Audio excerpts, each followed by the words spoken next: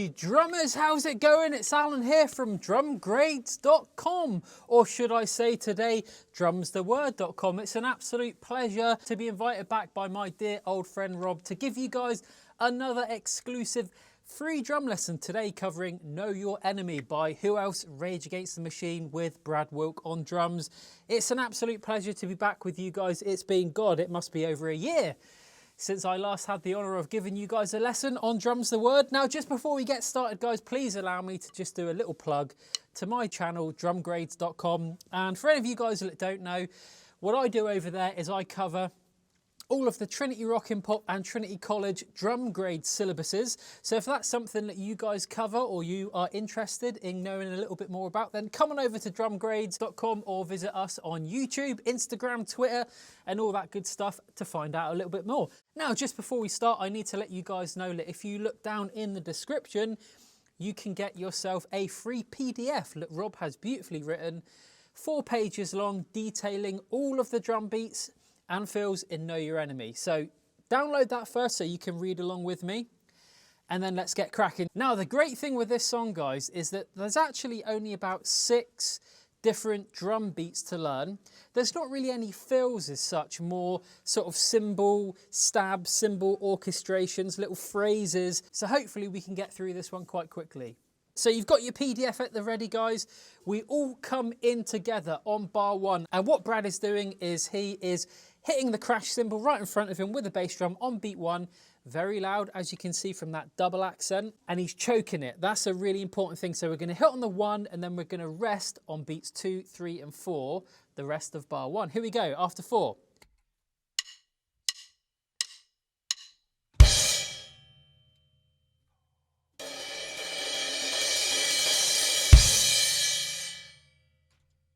Okay, there we go, guys. And I carried on and played the next bit there for you. So we've got a whole bar of this cymbal, wash, swell, build up, crescendo of crash noise, if you will, that lasts for the whole bar, 4 beats. Now, looking at some of Brad's live performances, what I'm convinced he's playing there are 30-second notes. So if you imagine your click is kind of here, we're about 80 BPM. What he's doing is he's playing 8 hits on the cymbal in a single stroke roll fashion, right, left, 8 to every click. Obviously I can't sing it that quick, but hopefully I can play it that quick. Nice and slow, the rhythm would be right, left, right, left. For every beat we get 8.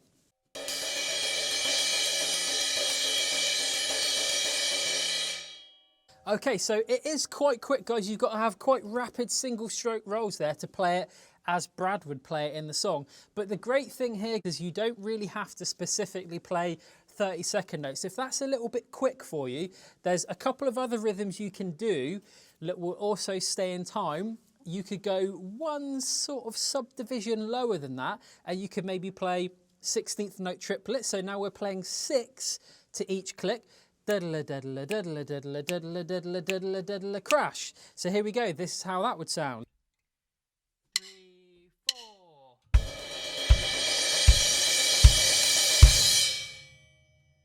So sticking there, guys, right, left, and that might just allow you to get up to the speed or get near enough to the speed if you can't quite get 30-second notes. That fills up the space quite nicely. If that's still a little bit too tricky for you, you could go one subdivision lower again and just go 16. So that's nice and easy. We're going 1 E and a 2 E and a 3 E and a 4 E and a, and that would sound a bit like this.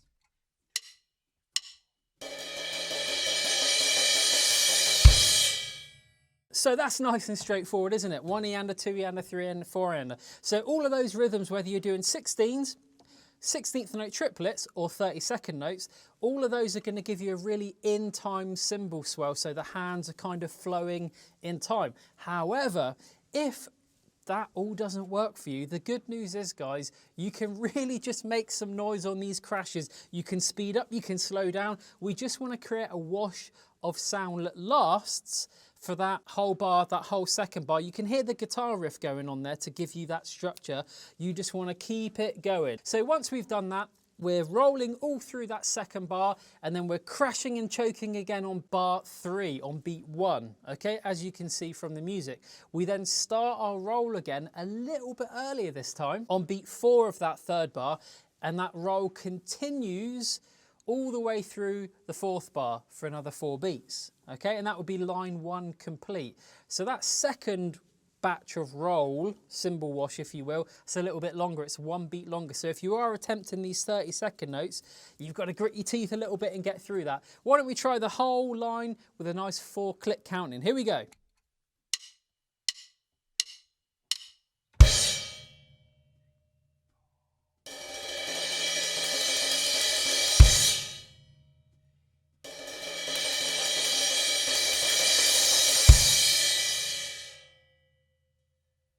All right, hopefully that makes sense. Why don't I just play you guys the second line here.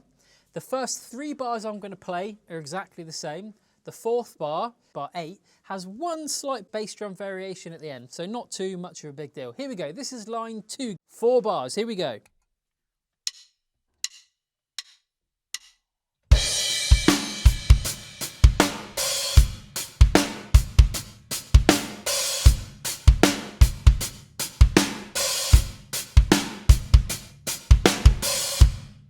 Maybe a little bit slower.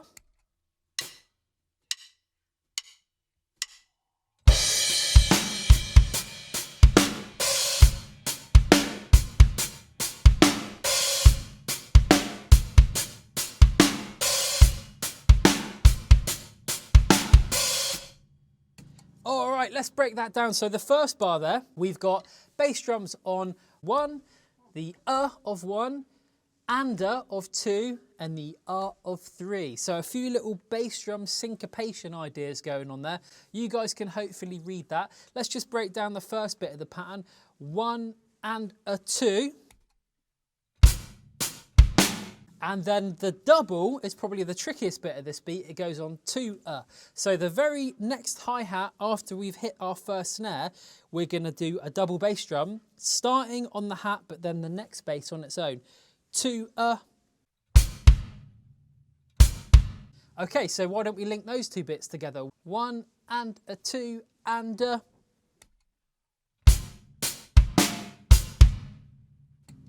Okay, then moving on, we get 3 and a 4 and. So we get a bass drum on the of 3, snare drum on 4 as per usual, and then we get a little cheeky open hi-hat on the and of 4. 3 and a 4 and. Here we go.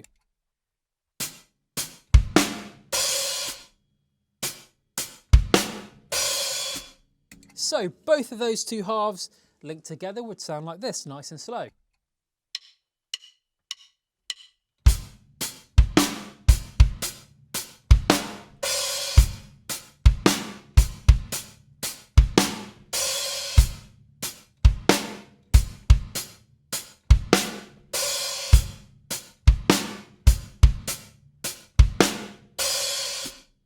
Okay, and as you can see, we crash in on beat 1 of that first bar. Okay, so first 3 bars of line 2, the same as you can see. When we get to bar 8, which is the last bar of line 2, we've just got 1 slight variation. We're now bringing a bass on the 4E, and so we get 1 and a 2 and a 3 and a 4E and. Okay, so maybe we could hear that one.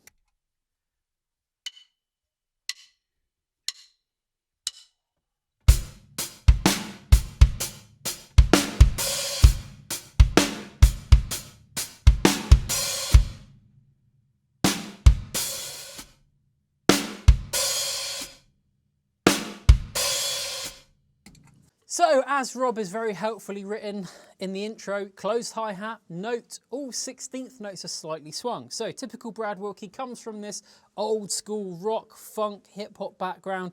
Everything's got a little bit of swing to it. Everything's really laid back. That is a really important thing to remember here, guys. In order to get into the vibe, you've got to lay back. Because as I said in the introduction, there's only 6 beats or so to learn. It's not really what you play here, it's how you play it. To get that Brad Wilk rage vibe, you've got to really lay back, you've got to have a little bit of swing, and get the correct feel. So that's the hard thing, and that's what I often find the more difficult thing. The parts are one thing, but getting it to sound authentic, that's where the trick lies. But it all comes with time, practice, and also listening to Rage a lot to absorb the vibe, absorb Brad's feel. It takes time, but you'll get there. Okay, so as I was saying, before I went off on that little tangent there, everything's a little bit swung. This is where things maybe get a little bit tricky, guys. The whole swing element is hard, isn't it?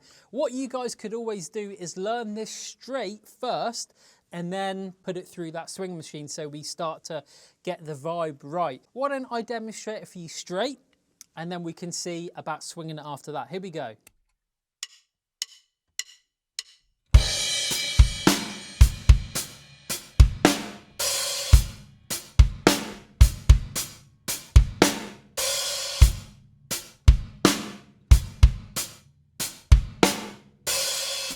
So what I normally like to do when I'm trying to get my students to get used to swinging a beat is just try and visualize that the hands playing the eighth notes are not going to be affected. They're going to stay straight as they normally are. It's those bass drum 16th notes on the ers that are going to be affected here. So all you've got to do, guys, is just delay them a little bit more. So imagine, if you will, you can visualize those notes. You can see them on the music in front of you. If we take, for example, the of one, that bass drum, one and what I want you to do is just imagine that that's been pushed over a little bit now, and it's going to land right before the two.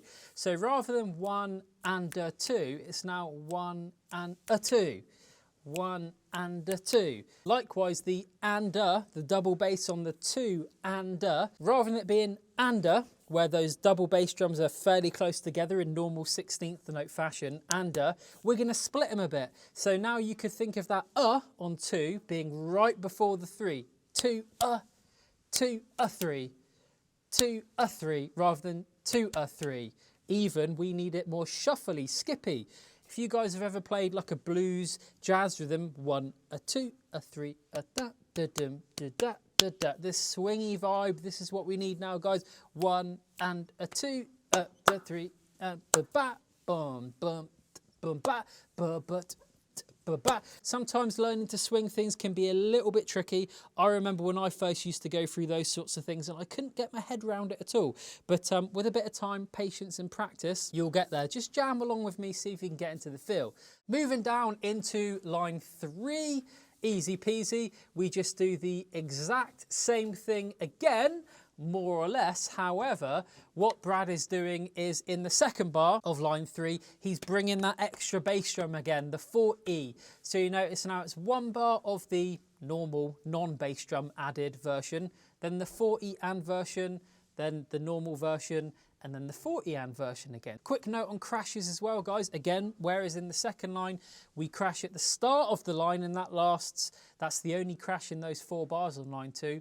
In line 3, just take note that there is a crash not only on bar 9, but also bar 11. Tell you what, guys, let's just wrap up the intro. Let me play it for you. Here we go.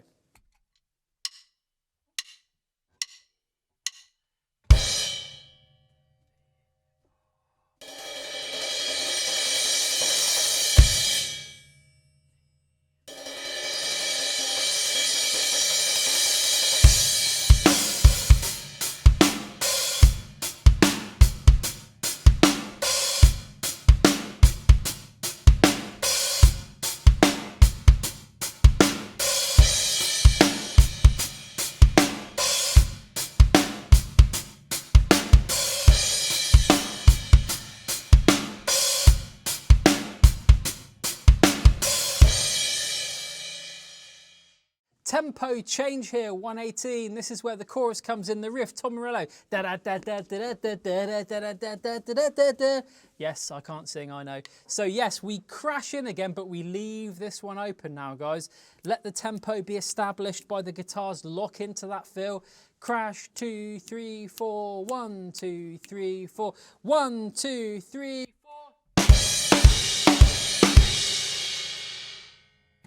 All right, so I counted you in there, guys, to the 4th bar of the chorus, chorus 1, and we get this 1E, 2E, 3E, 4E, linking up with a da-da, da-da, da-da, da-da.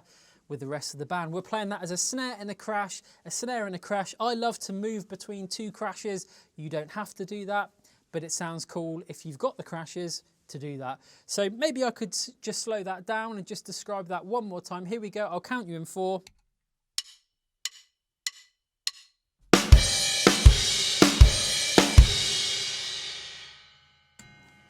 1E, 2E, 3E, 4E, left, right, left, right, left, right, left, right. Simple as that, guys. That's one of those key hooks in the song, that rhythm. Don't rush it, lay back, really lock in with the guitars there. But that's a recurring theme, this crash idea. So we'll see that again later on. Then we sort of jump into what you might call beat number 2. Maybe I could just break down this one for you. Let me play it for you after 4.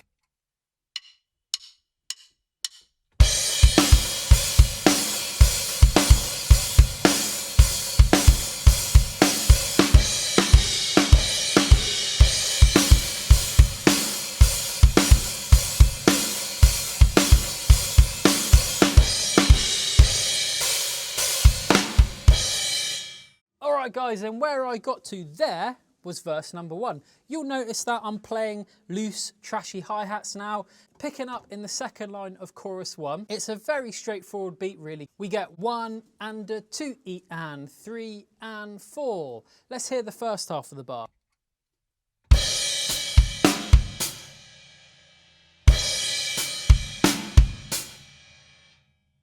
Lots of in-between bass drums there. 1 and a 2 E and. Don't follow those in-between basses with the hi-hat. Second half of the bar, easy peasy. 3 and 4 and. So both halves together, nice and slow. Here we go.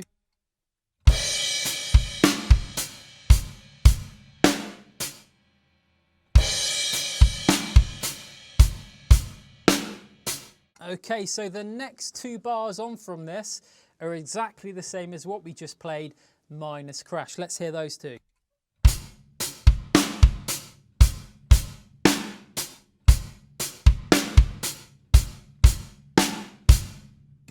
I lied. The last bar there, bar 7 of chorus 1, all we're doing there is we're adding an extra bass drum right at the end. You'll notice on 4 and, which then sets us up for 1E, 2E, 3E, 4E, again, that theme, that hook, that recurring rhythm we just spoke about. This is the second line of chorus 1. Here we go. Last 2 bars, I might add.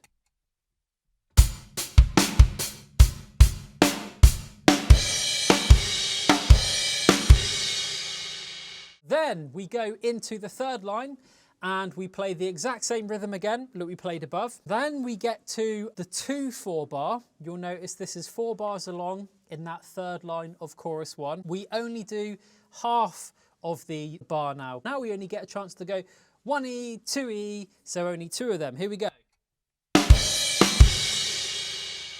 Why don't we go from the start of the third line of chorus 1? Here we go.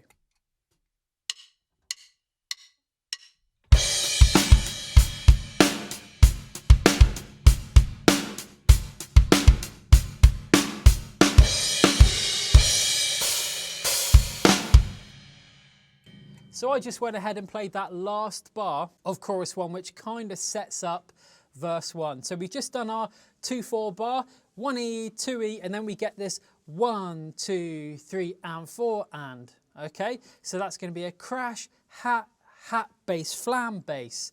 1, 2, 3, and 4 and. Let's hear that one.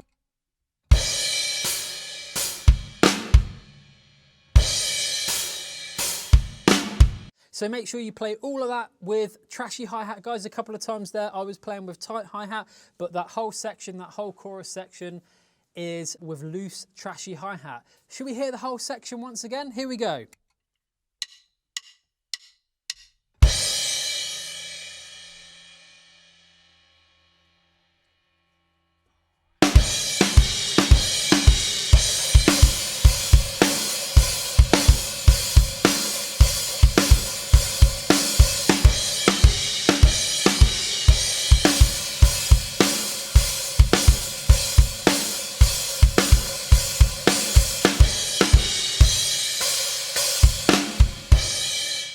Now, verse 1, we've got a loose hi-hat again, a 2-bar phrase. Let's hear it.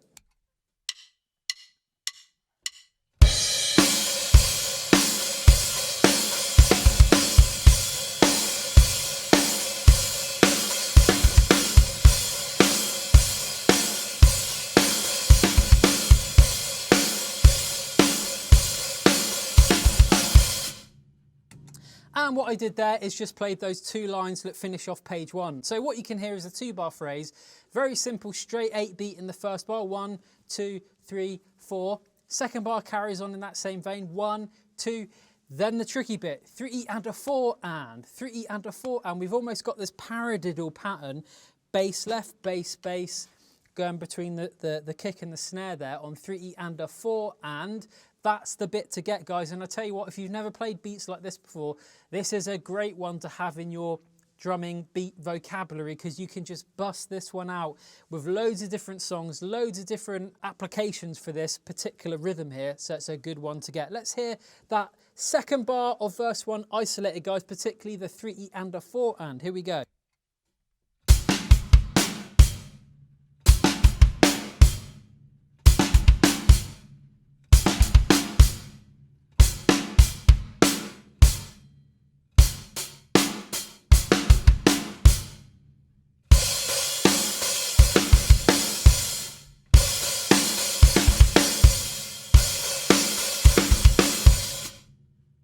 Now, getting that all flowing and the coordination all in order and all right, that is not easy. That's more of an advanced idea to get that flowing, getting a quick, solid double bass, nothing being changed on the hands, because of course, naturally, when we try and do these fast bass drum patterns, sometimes that can throw our right hand off. That takes a little bit of time, but with practice, you'll get there. So let's move on to page number 2.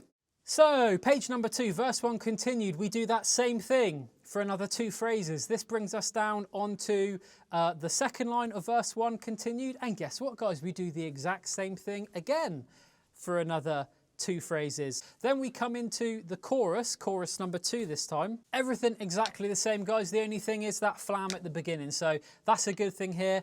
Same as chorus 1. Put that in chorus 2, job done. Verse 2, again, exactly the same as verse 1. The only difference now is it ends a little bit more prematurely. Where verse 1 is 16 bars long, verse 2 is still 16 bars long, but our beat ends a little bit prematurely. The beat ends on a push note at the end of the 15th bar there on the 4 and if you listen to the track, it's got a really cool, quick, sudden stop to it.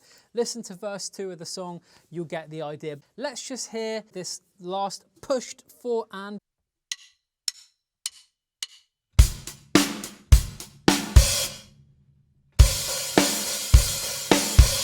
So notice that, guys, my feet are going right, left, a real quick little motion there.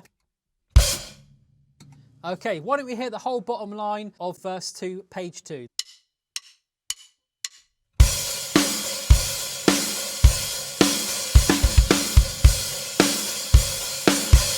All right, guys, let's move on to page 3. So, page 3, I love this section because it also features another one of my heroes, James Maynard Keenan, the singer from Tool. So guys, if you haven't heard of that band, Danny Carey on drums, go out and check them out. If you go over to my Drum Grades channel, I've done a drum cover of Schism by Tool, and that's actually a Trinity Rock and Pop Grade 8 song. So if you want to hear a little bit more about the grade songs and also Danny Carey and Tool, go and check that out on my channel. But anyway, guys, I'm going off on tangents here. From a drum perspective, we've got like a halftime feel now. We've gone to more of a 4-beat hi-hat pattern. Rob has made a little note there, very occasionally 8th notes on the hi-hat. So maybe you guys could go back and listen to the track and try and pick up what he's doing. And if you hear Brad play this live, he does tend to drop into more of an 8-beat pattern on the hi-hat, and he's playing that kind of molar sort of technique, up and down accent pattern like so.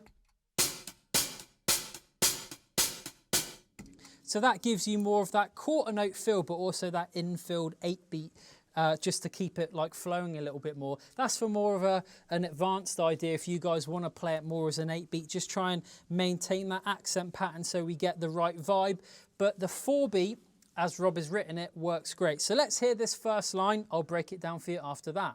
And pay attention, guys, to the crashes are so important. We've got lots of pushed offbeat crashes on the ands, and it really lines up with the guitars really nicely. It's really effective. Here we go.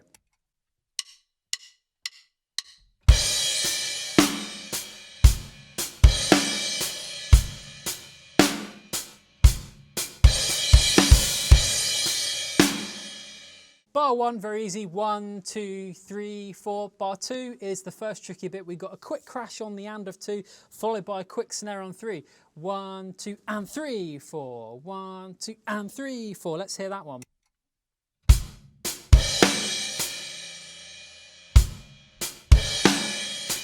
Okay, and then bar 3, easy peasy. Bar 4, again, this is where it gets tricky, guys. We've got a lot of movement needed on the right hand here. 1, 2, and 3, and 4E. 1, 2, and 3, and 4E. Let's hear that one nice and slow.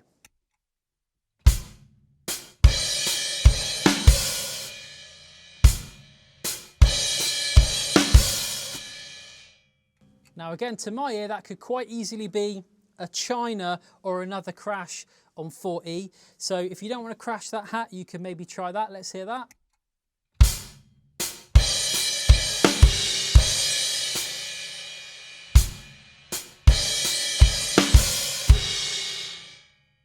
Okay, so 1, 2, and 3, and 4E. Moving on into line 2, we have exactly the same thing.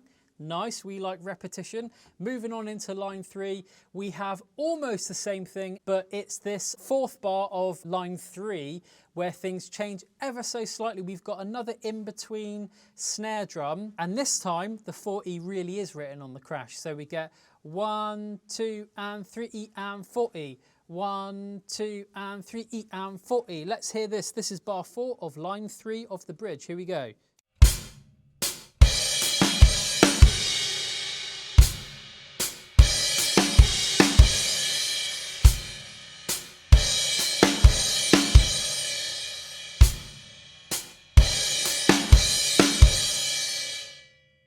So that might deserve a little bit more explanation, that one. So we get 1, 2, and. That's easy. Now here's the hard bit, 3E and. So we get right, left, crash, 3E and then immediately we're in this position, we can stay there. 4E, 3E and 4E.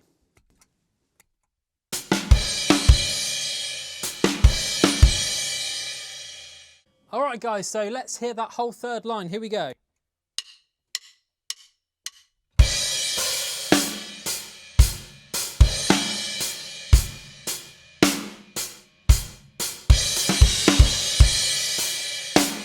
Such a cool rhythm. You've got to be quick there though, guys.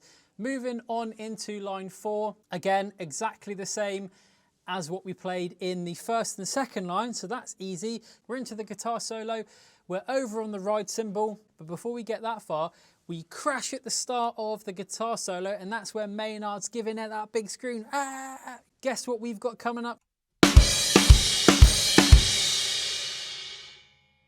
We play that again. 1E, 2E, 3, 4E. And this beat is very similar to the chorus rhythm, as you'll hopefully see. We're over on the ride, as I first said. Everything is very straightforward by and large. The only bars to take note of would be the fourth bar of line 2, the fourth bar of line 3, and then the fourth bar of line 4. So all down that right side. That is the only bars really worth noting. So why don't I play for you guys the second, third, and fourth lines of this guitar solo. Here we go.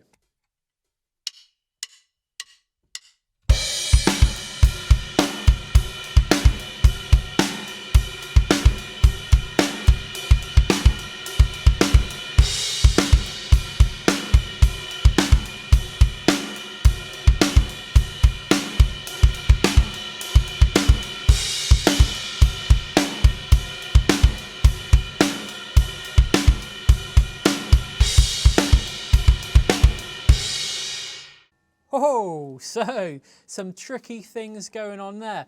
As I said, the first 3 bars of line 2, line 3, line 4, pretty self-explanatory. If you got this far in the song, you won't need any help with those bits. It's this fourth bar we've got to look at. We've got lots of E's and R's on the bass drum, offbeat 16ths. Let's hear that.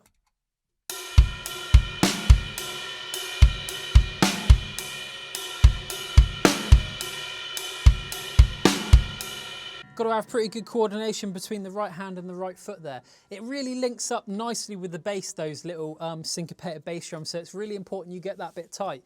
Moving down into the third line of the ride cymbal guitar solo, nothing to note there, exactly the same. Now, when we get down into the next line, line 4 of the guitar solo, the end bar of that line is, again, the same rhythm, but what makes it really tricky is we're now adding a bass drum on the 1 and the 3, giving you a double. Da-dum, da-da-dum, da-dum, da-da-dum. So that makes it that much more tricky. Let me just play that 4th bar of line 4 nice and slowly for you.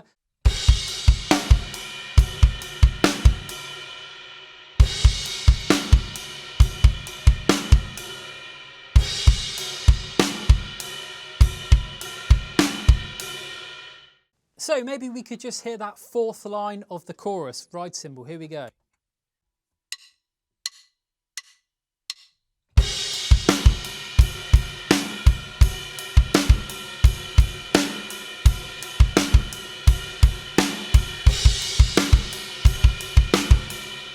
Moving on into the last line of this ride cymbal bit. Again, the first 3 bars, very self-explanatory. The end bar of page 3, the 2/4 bar, we get this. Let's hear it.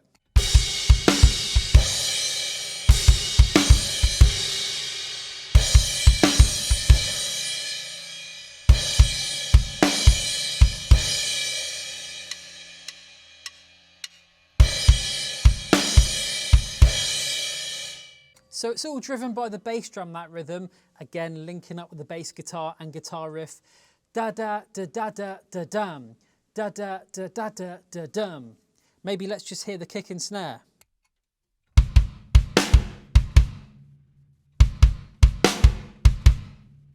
And then obviously we just want 2 hands above that. 1 E, a 2 E, a 3. 3 hands if you include that first bar of page 4. So there we go, guys. Why don't, just to finish off that 3rd page, I play the bottom line of page 3. Here we go.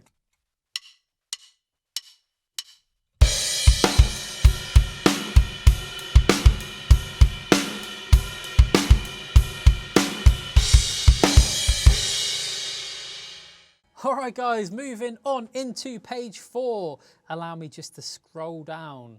I've got it on the big screen up here. We've got a drum solo, and Rob has very helpfully put a little note here. Brad plays a cymbal wash with improvised bass drum strokes into a fast flurry of singles, starting on the snare, then moving on to the floor tom. He then ends with the bass drums, which gradually slows. It is improvised and not played in time with anything. So we're not going to specifically write out exactly what he does, because every time Brad plays this, it would be entirely different. As Rob said, he's kind of going crazy on the cymbals, fast flurries on the snare, floor tom. Let's have a go. Ready?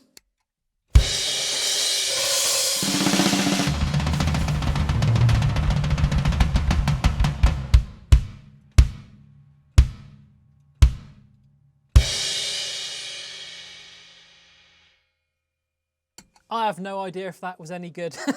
When we listen back, it will either be good or a bit naff. Kind of get the idea. I don't know what I'm doing there, guys. It's just creating a cacophony of noise, obviously, at that point. Tom Morello and Tim Comerford, they're going crazy. Everyone's making noise. Start on the cymbals, snare, floor, and then it gradually goes down to this bass drum pattern. And if you watch Rage play live, they're kind of eyeballing it at that point. The bassist, guitarists are watching Brad and they're slowing down, giving it the eyes, bang, and then they're in, okay? We're nearly at the end. Let me play the whole of the outro for you. Loose hi-hats again, and we're coming in on the 4th bar of this first line of the outro with 1, 2, 3, and 4, and. We're picking up on the and of 3 with a double flam, 1, 2, 3, black, black bass. Let's hear it.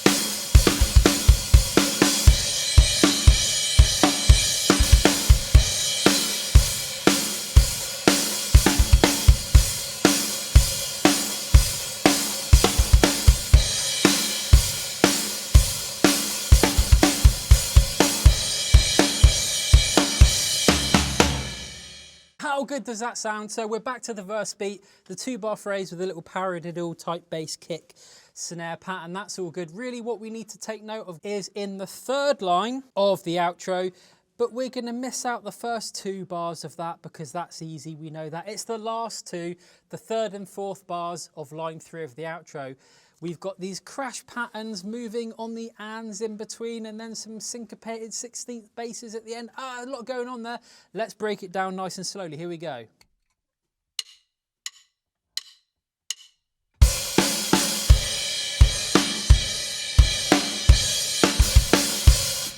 Okay, so the way I would look at that one is kind of like 3 sections to that. The first bit is nice and easy. And that'll be 1 and 2 and 1 and 2 and then from there the crash kind of continues and snare drum with this sort of crash, snare, crash, crash, snare, crash pattern. Let's just hear that.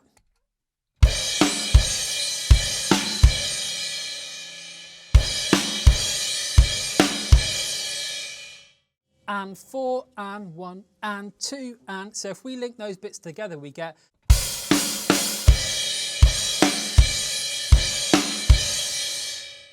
and then it's about picking up at the end there on E and a 4 and that's really tricky actually to leave that push note on the and of 2 and then come in with the snare leading da bu du ba boom.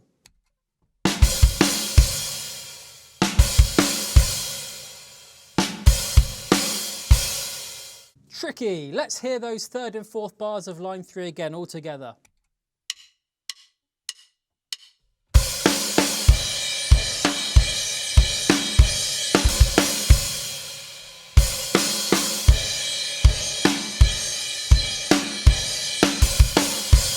We're so close, guys. Let's skip down to the bottom line, the last line, but now let's just focus on the very last 2 bars of the piece. We're doing exactly the same thing, more or less, as we did in those tricky 2 bars we just looked at in line 3 of the outro. But rather than going 1 and 2 and with the double snare on and 2, you'll notice that in this 3rd bar, we're doing a double bass snare crash. Boom, boom, back crash, crash, snare, crash, crash, snare, crash. That's all the same from there. Let's hear that.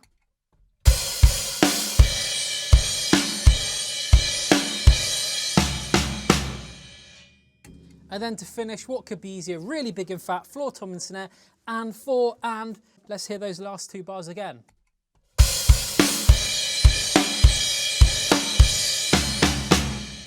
Woo!